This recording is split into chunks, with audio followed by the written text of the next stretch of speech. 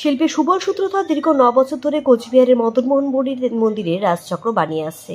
সুবল সূত্রধর এই রাজচক্র দেশ এবং দেশের বাইরে বিভিন্ন জায়গায় নিয়ে গিয়েছে। প্রচুর মানুষ শিল্পী সুবল সূত্রধরের কাছ থেকে রাজচক্র নিয়ে উপহার হিসেবে দিয়েছে। কোচবিহারের রাসমেলায় তিনি রাসমেলা ময়দানে দোকান দিয়ে থাকেন। সেখানে অনেক মানুষ তাকে জানায় ছোট ছোট রাজচক্র বানানোর জন্য। এবছর তিনি 1 ইঞ্চি, 3 ইঞ্চি, 7 ইঞ্চি, 9 ইঞ্চি, 12 ইঞ্চি থেকে 42 ইঞ্চি পর্যন্ত বিভিন্ন ধরনের রাজচক্র বানিয়েছেন। নমস্কার, আমি রয়েছি শিল্পী এবং বন্ধু বললেই হবে। আমার এলাকাতেই বাড়ি।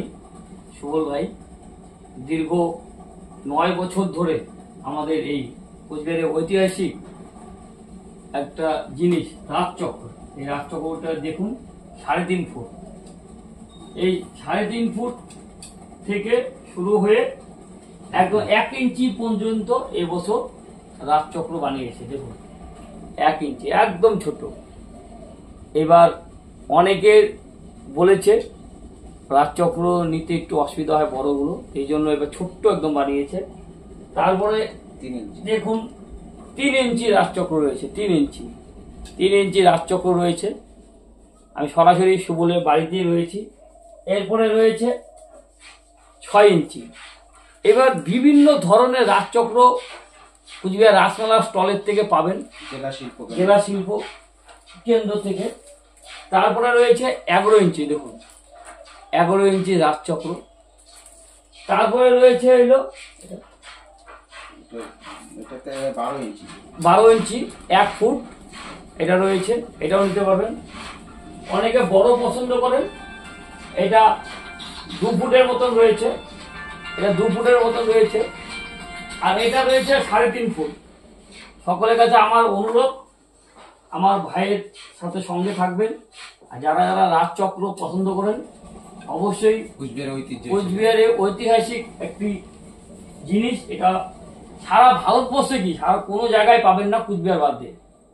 আর আমার এলাকারই শিল্পী বন্ধু ভাই সুবল নিজের হাতে তৈরি করে। দেখুন খুব সুন্দর এই রাজচক্র, সারা বছর পাবেন।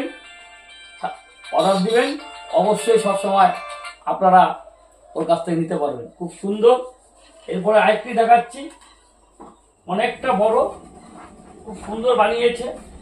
এটা দেখুন 3.5 ফুট। এটা বাড়িতে বা মিউজিয়ামে সাজাতে পারবেন, নিজেদের ঘরে, হোটেলে, রেস্টুরেন্টে, বাংলোতে সাজাতে পারবেন। এটা একমাত্র কুচবিহারের ঐতিহাসিক রাজচক্র, রাজ আমল থেকে এটা রয়েছে। আপনারা অনেকে এখানে বিভিন্ন দেবদেবীর ছবি রয়েছে, বিভিন্ন দেবদেবী বড় রাজচক্রে যেটা থাকে মদনমোহনের ভিতরে, সেই রাজচক্র আমাদের শিল্পী সুবল বানিয়েছে। ওখানে যেমন রাজচক্র ছুঁয়ে সবাই প্রণাম করে, আপনি এইটাতে ছুঁয়ে প্রণাম করতে পারবেন, এখানেও আপনি পূজা দিতে পারবেন।